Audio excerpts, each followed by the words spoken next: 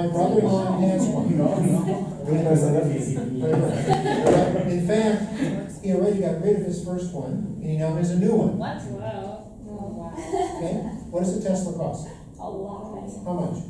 $500,000. $100,000. $100,000 US dollars. Okay? 400,000 shekels. 500,000 shekels. Okay? What's it worth? What's it worth? How much is it worth? Like to build? Yeah. Okay, this is a basic principle of capitalism. It's worth what my brother-in-law was willing to pay for it. That's true.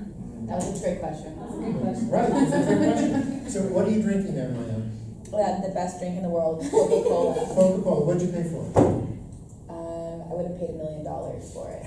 Because that's what it's worth to me. So, That would be an average. what did you want, 10 shekels? No, Probably like five. 8 shekels. No, yeah. 8 shekels, okay? If it was 10 shekels, would you pay for it? Yes. I would have. I paid 12. Okay. So just Mason, she likes Coca-Cola. Okay. I would not pay 12 shekels for. But look at it, it depends, right? Because at a restaurant it costs 12. It costs 12 5. shekels. I would pay 5. 5. But at a restaurant that's what it costs. Okay, that's why I don't drink at restaurants. I drink Okay. water. So, if you're the Coca-Cola company, they know exactly what those prices should be. Right. And they know that Mesa's willing to pay 5, and Mayan is willing to pay 12. Even if it's half shekel, I will not buy. Okay? And they know that Isabel is not going to, so they're going to forget about you. They don't care about you. She's a target. Okay? The price gets Professor set. Green also really likes Coca-Cola. I know, Coke We Zero. bonded over it. Now, here's the thing, okay? They're not going to charge 12 because they want Mesa to get it sometimes. Okay? Sometimes. Here's the point. The point is, the marketplace determines the price of Coca-Cola. Period. Guys, we learned this in econ. Yeah, supply and demand. Yeah, okay. What does it cost to make a Coca-Cola? A shekel. I don't know. Okay? The plastic, the sugar, the coloring. It's just like 0. There is no sugar. Okay? All right. Okay, so You really like The mind control. So what the pharmaceutical industry says is, let us make as much money as we can. The mind control. A Tesla is $100,000 because my brother-in-law is willing to pay $100,000 for it. That sets the price. If you're selling a hepatitis C drug, you can sell it for $100,000 because the United States government is willing to pay $100,000. Is it worth $100,000? For the patient. For the patient, yes, in the United States. Now that same Buy drug, it privately, maybe. yeah, now in the United States, if you're on Medicaid, the government will pay $100,000 for it. If you're in Germany, that same drug is probably going to cost $20,000. Why?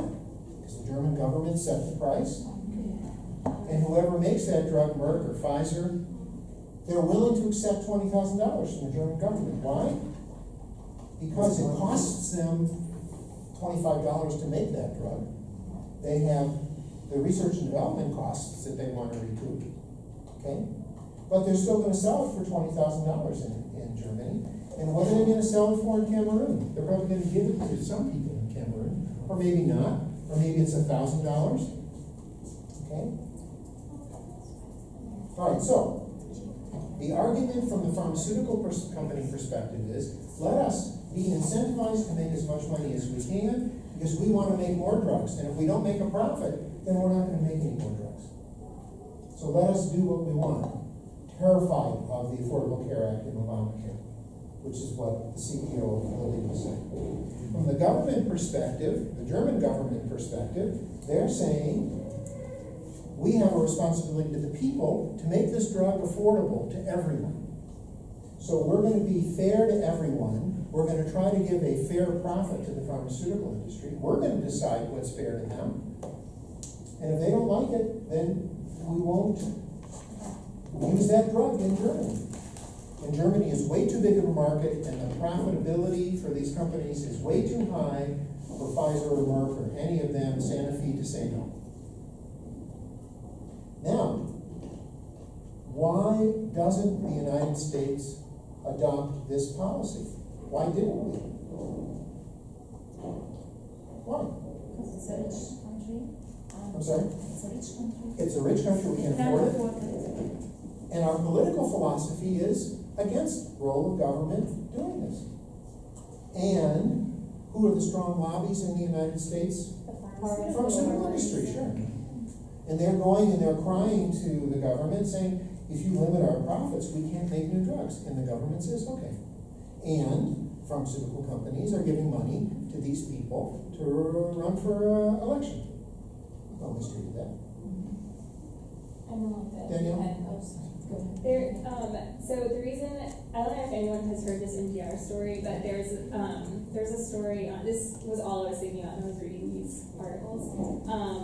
There's an NPR story about how a drug for the threshold right before you get osteoporosis was developed, called Fosamax.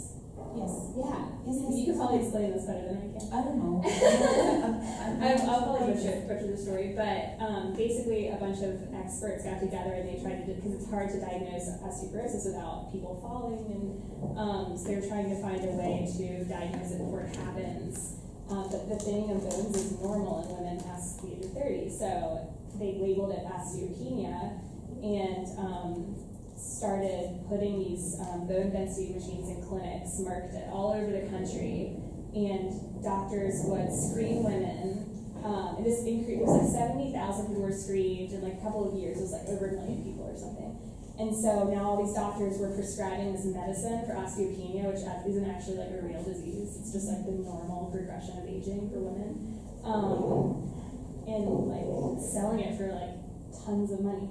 So like that's why I think we really need, because this stuff happens all the time in the United States. I mean, not just with medication, like with diagnostic machines and stuff.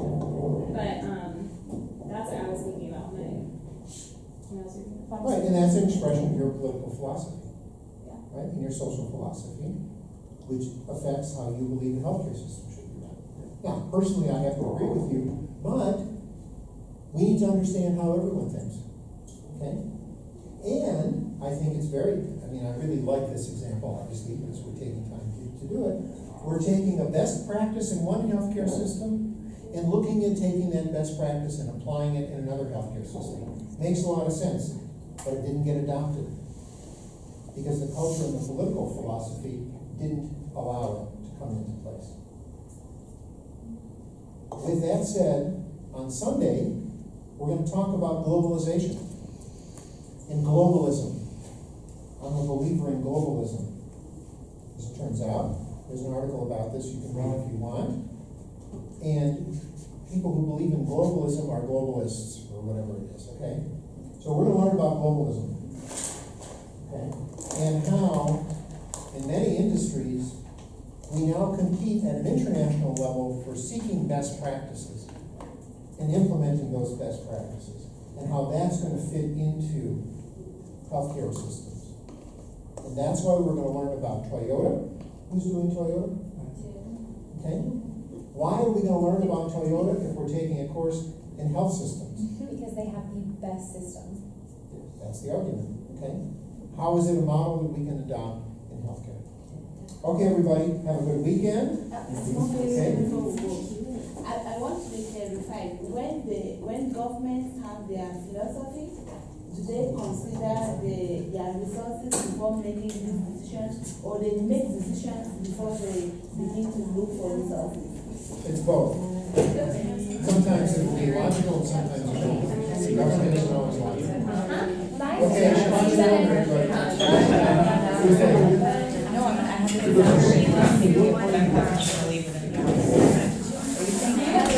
What is happening? Really messing up. I can't operate this because I Those are good. Right?